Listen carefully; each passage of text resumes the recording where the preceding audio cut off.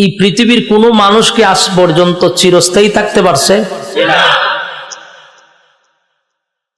ক্ষমতা দিয়ে থাকতে পারছে? কোনোভাবেই এই পৃথিবীতে তাহা সম্ভব হয়েছে না।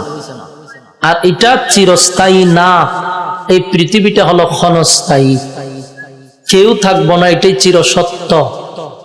আমার আগেও ছিল না, এখনো নাই। পৃথিবীর থেকে চলে যেতে হবে। প্রত্যেকটা প্রাণী তার মৃত্যুর স্বাদ গ্রহণ করতে হবে। আস্তিক হোক নাস্তিক হোক, যে কোনো ধর্মের হোক, একটা বিষয়ে একমত, এটা হলো মরতে হবে। ঠিক হইলে ঠিক কইবেন। আপনার লইয়া ওয়াজ করা আছে খুব কঠিন হইব আমার। আপনার গুতা দিয়া যদি আমার কথা কইতে হয়, তো বাকি কথা আমি কমু কেমনে? ঠিক হইলে ঠিক কইয়া লইবেন, না আমারও কমন লাগবো। আপনি কোন সব মহা সমস্যা পড়ো। আপনি যদি ভাবনার মানুষের মতো হয়ে গেছেন গা। ভাবনা ওয়াজ করলে যে বিপদ আমি পড়ি, এত বিরক্ত লাগে ভাবনা ওয়াজ করলে। এরারে কাঠকুতানে দিলেও হাসি দেয় না, এমন মারাত্মক, এমন মারাত্মক। আপনারা তো বোলার মানুষ, আল্লাহওয়ালা মানুষ, আপনারা তো সচেতন। একটা আওয়াজ দিয়েন, আওয়াজ দিলে লাভটা কি হয়? বক্তার কথা বলার উৎসাহ বাড়ে। আর যেইভাবে চোখ ফিরা থাকেন, কথা বলার আগ্রহ কমে যাবে আরো। এই জন্য একটা আগ্রহ বাড়াই দিয়েন। সম্মানিত সুধী, আস্তিক নাস্তিক যে কোনো ধর্মের হোক, অন্যান্য বিষয় নিয়ে দেখবেন একমত হয় না, কিন্তু একটা বিষয় নিয়ে একমত, যে মরতে হবে। এটা কইলে কহ ঠিক, এটা রাইট, মরতে হবে। তার মানে এটা অস্বীকার করেন, মরণ লাগবো। মরণ যেহেতু লাগবো এটা আমরা জানি, তাহলে কুত্তাও মরে, বিলাইও মরে, গরুও মরে, ছাগলও মরে, আমরাও মরি। সব মরা সমান হইলে চলবো? পার্থক্য থাকা দরকার। এই বিষয়টা আমাদের জানতে হবে। গরু, ছাগল, কুকুর, বিড়াল এরাও মরে, আমরাও মরলাম। যদি সমান হয়, তা আশরাফুল মাখলুকাত হইলাম কেন? সৃষ্টির সেরা আল্লাহ বানাইলো কেন? সমগ্র সৃষ্টি জগতের মধ্যে শ্রেষ্ঠত্ব দিল কেন? পার্থক্য থাকতে হবে। কিন্তু আমরা যেই মরা মরি, কুত্তা বিলই একই মরা মরে। হেরারও যেমন জাহান্নাম নাই, জান্নাত নাই, আমরারও জান্নাত নাই। এমন মরা যেন না মরে। আল্লাহ আমাদের পরিচয় চাচ্ছে, তোমরা কোথা থেকে আসছো, তোমরা কোথায় আসো, তোমরা কোথায় যাইবা। এই তিনটা কারণ আমরা জানতে পারলে আমরা সচেতন হব। কোথা থেকে আসছি, কোথায় আসি, কোথায় যাব, বিষয়টা আমরা জানা দরকার। আমরা সকলেই জান্নাত থেকে আসছি, ইনডাইরেক্ট আসছি। আব্বা আদম আলাইহিস সালাতু ওয়াস সালাম, আম্মা হাওয়া আলাইহিস সালাতু ওয়াস সালাম, দুজন আল্লাহ জান্নাতে রাখছিল। জান্নাতে তারা সরজমিনে থেকে আসছে, তো তাদের সন্তানই তো আমরা। তারা যদি জান্নাতে থাকতো, তাহলে আমরা জান্নাতেই বসবাস করতাম। তারা দুনিয়ায় আসছে, আমরাও জান্নাত দুনিয়াতে আসছি। তারা চলে গেছে, আমরাও চলে যাব। প্রশ্ন হলো, তাহলে আমরা দুনিয়াত পাঠাইলো কেন? আবার দুনিয়াত পাঠাইছে, আবার আমরা আবার নিয়েও যাইব। তুই কিছু সময়ের জন্য দুনিয়াতে আমরা পাঠাইলো কেন? এটা একটা প্রশ্ন আসে। এই প্রশ্নের জবাব হলো, চিরস্থায়ী জান্নাত আল্লাহ আমাদেরকে দিবে। চিরস্থায়ী জান্নাত আল্লাহ আমাদেরকে দিবে। প্রত্যেকটা মানুষের জন্য আল্লাহ একটা কইরা জান্নাত বানাইছে। কথা বুঝতেছে? প্রতিটা মানুষের জন্য একটা করে জান্নাত আছে। আবু জাহেলের জন্য আল্লাহ জান্নাত বানাইছে, ফেরাউনের জন্য আল্লাহ জান্নাত বানাইছে, নমরুদের জন্য জান্নাত বানাইছে। প্রতিটা মানুষের জন্য একটা করে জান্নাত আল্লাহ বানায় রাখছে। তাহলে চিরস্থায়ী জান্নাত দিবে, এটা আল্লাহর ওয়াদা। কিন্তু চিরস্থায়ী জান্নাত পাওয়ার আগে এত বিশাল রাজত্ব পাবো এমনি ভাই লইব? এই জন্য আল্লাহ আমি জান্নাত সবাইরই দিব, কিন্তু জান্নাত পাওয়ার জন্য জানমাল কুরবানি দিতে হবে। তোমার জান্নাত আমি তোমাকে দিয়ে দিলাম, বিনিময়ে তোমার জানমাল আমাকে দিয়ে দাও। এই জন্য আল্লাহ আমাদেরকে ছোট্ট একটা পরীক্ষা দেওয়ার জন্য দুনিয়া নামক স্থানে পাঠাইছে। এটা মূল, গোটা পৃথিবীটা হলো একটা পরীক্ষার হল। এই হলের ভিতরে পাঠাইছে আমাদেরকে পরীক্ষা দেওয়ার জন্য। পরীক্ষা চলবে দুনিয়ায়, রেজাল্ট আউট হবে পরকালে।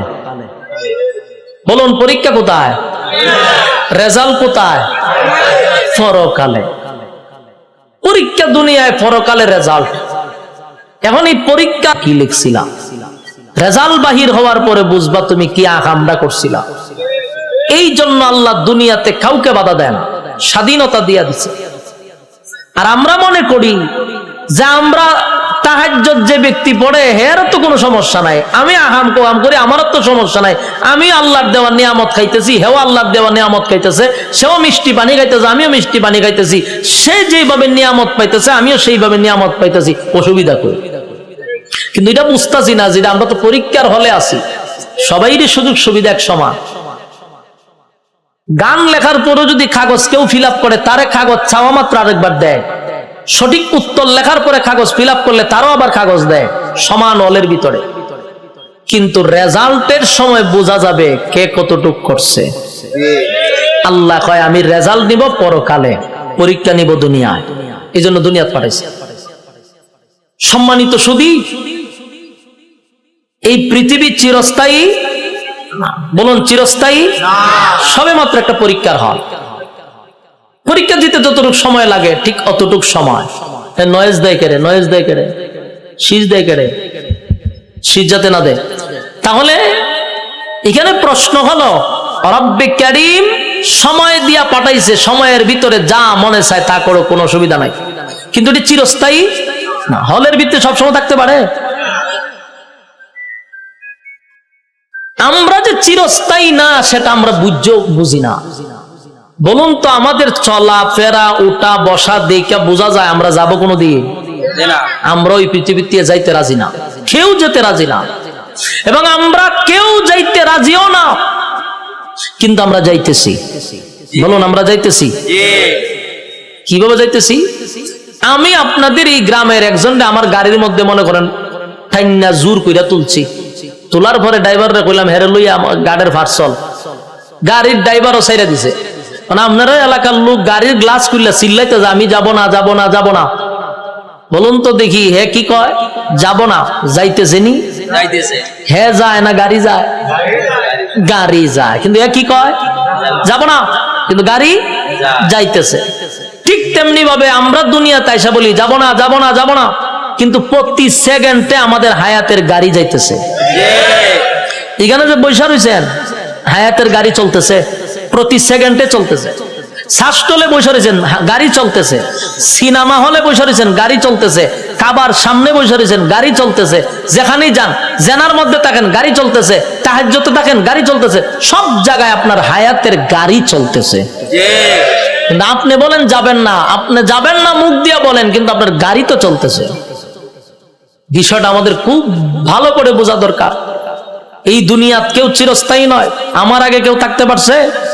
এই জন্য কবি বলেন, আমার আগে এই বাড়িতে বাস করেছে অনেক জন, তারাও গেছে আমিও যাব, রইব না আর বেশিক্ষণ।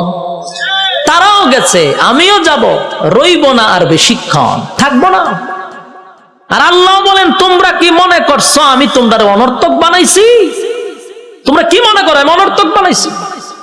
সাত আসমান, সাত জমিন, সূর্য, চন্দ্র, গ্রহ, নক্ষত্র, পাহাড়, পর্বত, সাগর, নদী, নালা, খাল, বিল, কীট পতঙ্গ, যা দেখো যা দেখো না সব বানাইছি হুকুম দিয়া, হুকুম দিয়া। বলছি হয়ে গেছে। আর তোরে বান্দা আমি হুকুম দিয়া বানাইছি না, আমি সময় লাগায়া বানাইছি। তুই কি মনে করছিস অনর্থক বানাইছি? আল্লাহ কোরআনে বলেন, আফাহাসিবতুম আন্নামা খালাকনাকুম আবাসান ওয়া আন্নাকুম ইলাইনা লা তুরজাউন। রব্বে কারীম বলেন, অনর্থক অকারণে নিষ্প্রয়োজনে আমি বানাই নাই। আল্লাহ কথা কিন্তু ক্লিয়ার করছে, অনর্থক বানাইছেন। এরপর আপনি যদি প্রশ্ন করেন তাহলে আল্লাহ কেন বানাইছেন, আল্লাহ জবাব দিতেছে, ওয়ামা খালাকুতুল জিন্না ওয়াল ইনসা ইল্লা লিয়াবুদুন। আল্লাহ বলেন মানব দানব দুই জাতি বানাইছি ইবাদতের জন্য। বলুন কিসের জন্য? ইবাদতের জন্য বানাইছি। প্রথম আল্লাহ বলতেছে অনর্থক বানাই নাই, আবার শব্দ দিয়া বলেন কখনো না অনর্থক বানাইছি না, ভাইবো না তোমাদেরকে বেহুদা বানাইছি। আল্লাহ বলেন ইবাদতের জন্য বানাইছি। প্রশ্ন যদি করেন ইবাদত না করলে আপনি কি করবেন? আল্লাহ হয়তো কি করুন শুন, وَلَقَدْ ذَرَأْنَا لِجَهَنَّمَ كَثِيرًا مِنَ الْجِنِّ وَالْإِنسِ। আল্লাহ বলেন মানব দানব দুই জাতিরে আমি, বহু মানুষ বহু জিনকে আমি আগুন দিয়া জ্বালাবো পোড়াবো। বলুন ছাইরা দিব না জ্বালাইবো আর পুরাইবো? কথা বুঝতেছেন নি? প্রথম কি বলছে? অনর্থক বানাইছি না, পরে কি কয়? ইবাদতের জন্য বানাইছি। ইবাদত না করলে আগুন দিয়া জ্বালাবো পোড়াবো। ক্লিয়ার হয়ে গেছে? তার মানে আল্লাহ আমরা ছাইরা দিত না, ছাইরা দিব? আল্লাহ বলেন সমগ্র সৃষ্টি জগতের মধ্যে মানুষ তোর শ্রেষ্ঠত্ব দিছি, সমগ্র সৃষ্টি জগতের মধ্যে আমি তোর সম্মান আর মর্যাদা বেশি দিছি, সমগ্র সৃষ্টি জগতের মধ্যে তোর সৌন্দর্য বেশি দিছি, তোর মহব্বত বেশি করছি, নিয়ামত তোরে বেশি দিছি। এরপরও যদি নাফরমানি করস পরিণাম ভালো হবে। আফাহাসিবতুম আন্নামা খালাকনাকুম আবাসা ওয়া আন্নাকুম ইলাইনা লা তুরজাউন। রব্বে কারীম বলেন অনর্থক অকারণে আমি আল্লাহ তোরে বানাই নাই, নিজ প্রয়োজনে বানাই নাই। বান্দারে আমি কেন বানাইলাম শুন, ওয়ামা খালাকাতুল জিন্না ওয়াল ইনসা ইল্লা লিয়াবুদুন। মানব দানব শুধুমাত্র কেবলমাত্র গোলামি করবি আমি আল্লাহ, গোলামি করবি আমি আল্লাহ। কুল কায়নাতের মধ্যে আমি সম্মান আর মর্যাদা তোরে বেশি দিছি। বান্দা আসমান বানাইতে আমি আল্লাহ মিস্ত্রি লাগাই নাই, জমিন বানাইতে মিস্ত্রি আমি লাগাই নাই, সূর্য চন্দ্র গ্রহ নক্ষত্র বানাইতে মিস্ত্রি লাগাই নাই। আল্লাহ শুধু বলছেন ইন্নামা আমরুহু ইযা আরাদা শাইআন আইয়াকুলা লাহু কুন ফায়াকুন। রব্বে কারীম বলেন আমি শুধু বলেছি কোন হয়ে গেছে, সব তো বানাইলাম আমি হুকুম দিয়া, কিন্তু মানুষ তোরে আমি বানাইছি আমি আল্লাহর কুদরতি হাত দিয়া, কুদরতি হাত দিয়া তোরে বানাইছি। তাহলে কত মহব্বত করে বানাইছে। এরপরে রব্বে কারীম বলেন কুদরতি হাত দিয়া বানাইয়া শেষ নয় গো। আল্লাহ বলেন গোটা সৃষ্টি জগতের মধ্যে আমি তোর থেকে সুন্দর কাউরে বানাই নাই। আসেনি এলাকার সুবহানাল্লাহ? তা আপনারা কোন সময় সুবহানাল্লাহটা কন? আমার কইবেন নি? আপনারা এলাকার ঠাড়া বললে সুবহানাল্লাহ কন, তো কোন সময় কন আমার কইয়েন? আমি তো জানি না। সমগ্র সৃষ্টি জগতের মধ্যে সুন্দর কারে বানাইছে? আমরা অনেক সময় কই সুন্দর মানুষ দেখলে লোকটা ফেরেশতার মতো সুন্দর, কই না?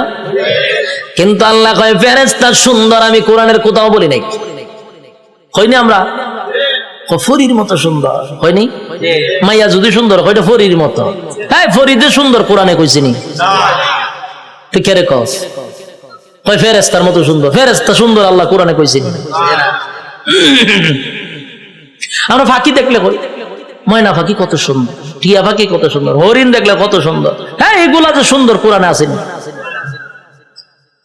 কিন্তু আল্লাহ বলেন মানুষ যে সুন্দর করে বানাইছি এই কথাটা আমি এমনে এমনে বলি নাই।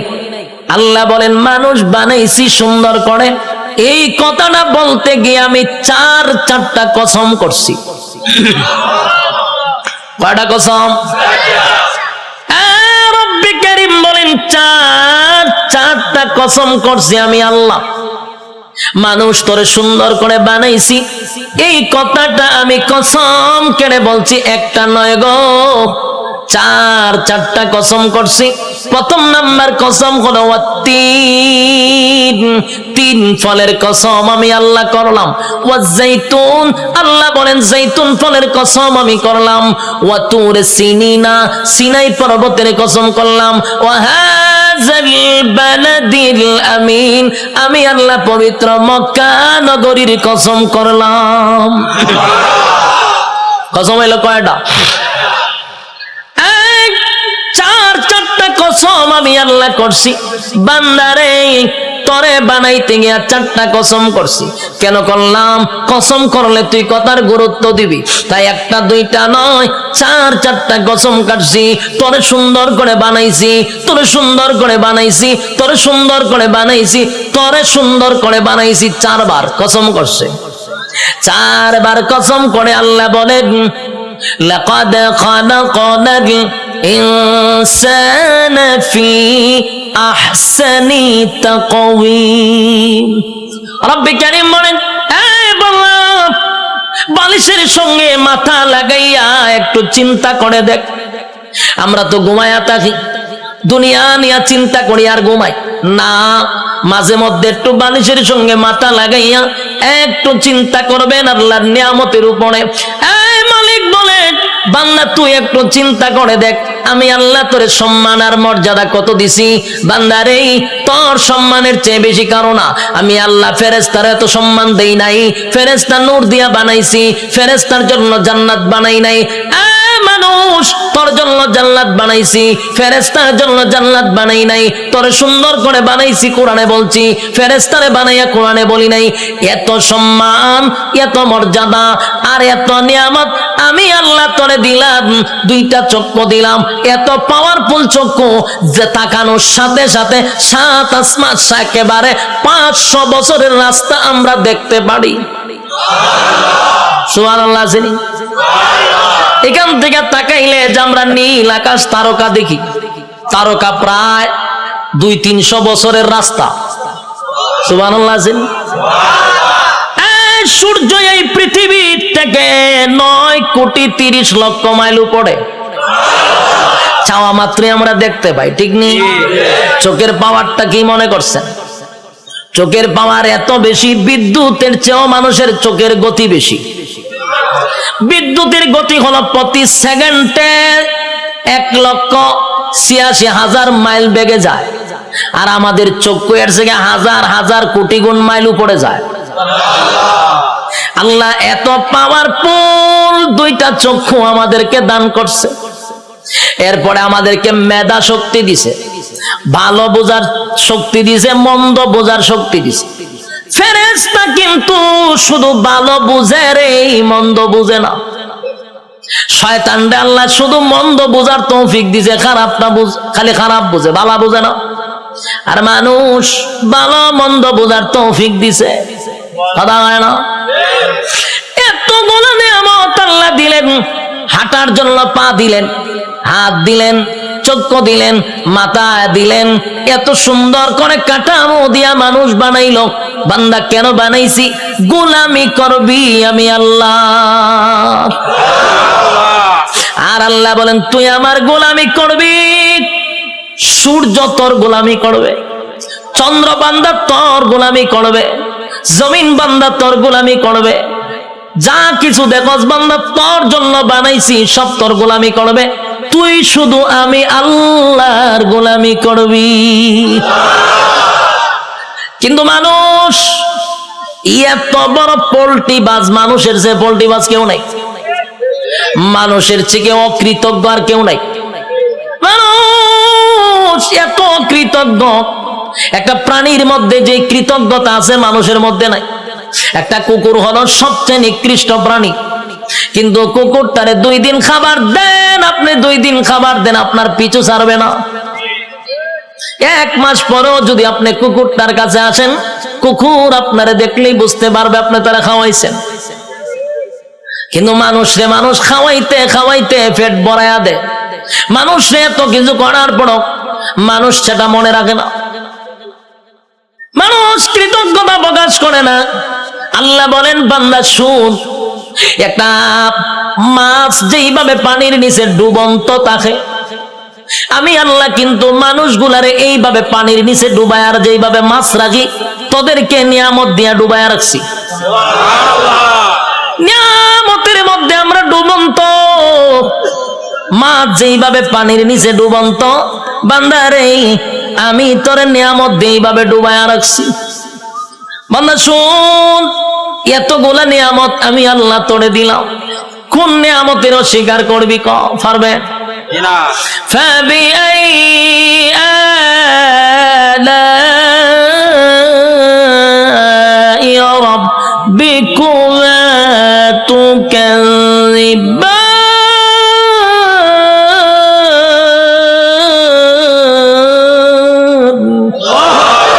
আল্লাহ বলেন কোন কোন নিয়ামতের অস্বীকার করবি? আমি আল্লাহ তোরে কি দেই নাই বল? সব দেওয়ার পরে বদনা আমার খাইলি, আমি আল্লাহর নিয়ামত খাইলি, সব আমি আল্লাহ তোরে দিলাম। এরপর 24টা ঘন্টার ভিতরে বান্দা 1টা ঘন্টা আমি আল্লাহর ইবাদত করস না। যুবক ভাই, কথাগুলি কি দিলের কান লাগায় শুনতেছেন? দিলের কান লাগাইয়া কথাগুলি শুনেন। 24টা ঘন্টা আল্লাহ সময় দিছে। কত ঘন্টা? রাইতে দিনে 24 ঘন্টা। দিলের মধ্যে একটু প্রশ্ন করেন তো দেখি, 24টা ঘন্টার ভিতরে আল্লাহ তো দিল আমরা 24 ঘন্টা। যুবক, নিজেরে নিজে প্রশ্ন করো, 24টা ঘন্টার ভিতরে আমার মালিক রে তুমি কয় ঘন্টা দিছ? একজনের কথা হয় না, 1 ঘন্টাও মালিক রে দেয় না। আল্লাহ কয় তুই ভাবছ আমি তোরে ছাইরা দিব? আমার নাম রহমান, দয়া মায়া বেশি। আল্লাহর দয়া মায়া বেশি। আমরা খালি ওয়াজ শুনছি আল্লাহর দয়া মায়া বেশি।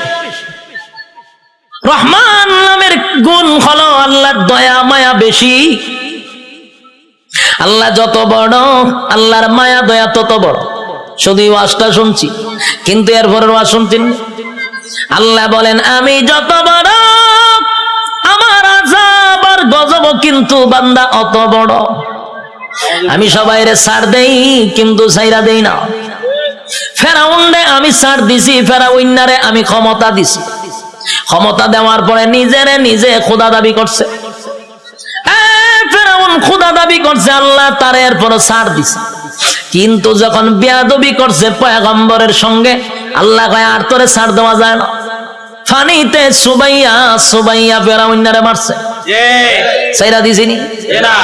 নমরুদ নিজেরে খোদা দাবি করছে, আল্লাহ ছাড় দিছে।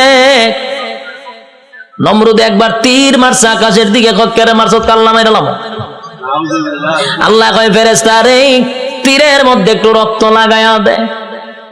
রক্ত লাগায়া দিছে। রক্ত যখন তীর যখন ফিরে আসছে, তীরের মধ্যে ছায়া কয় আল্লাহ মাইরা লাইছি। নাউজুবিল্লাহ। এর সাথী সঙ্গীরা ডিজে গানের আয়োজন কর, কে রে? নাচু। কে রে? আল্লাহ মাইরা লাইছি। নাউজুবিল্লাহ। আল্লাহ এরপরে ছাড় দিছে। কিন্তু যখন ইব্রাহিম খলিলুল্লাহর সঙ্গে বেয়াদবি করলো, আল্লাহ কয় এখন ধরা দরকার। হে আমার লগে যুদ্ধ করব, তীর মারে। আমি আল্লাহ তোর সঙ্গে যুদ্ধ করতে তীরের প্রয়োজন নাই রে। মশার মধ্যে একটা প্রতিবন্ধী মশা, বালা কোনো মশা নেই। কিতাব লেখছে বালা কোনো মশা না, একবারে প্রতিবন্ধী ভাও একটা নাই। আল্লাহ কয় কইরে আসত নি? ফাঁসি। তোর ভাও আসেনি? ফাল্লা আমার ভাও নাই। তো যা নমরুদের না খাতে গিয়া ঢুক। ল্যাংরা মশা না খেতে গিয়া ঢুকছে। ঢুকিয়া একেবারে ডাইরেক্ট মগজও চলে গেছে। মগজ বইয়া এরপরে ইনসুলিন দেয়, সুই ঢুকায় আর সুই বাইর করে।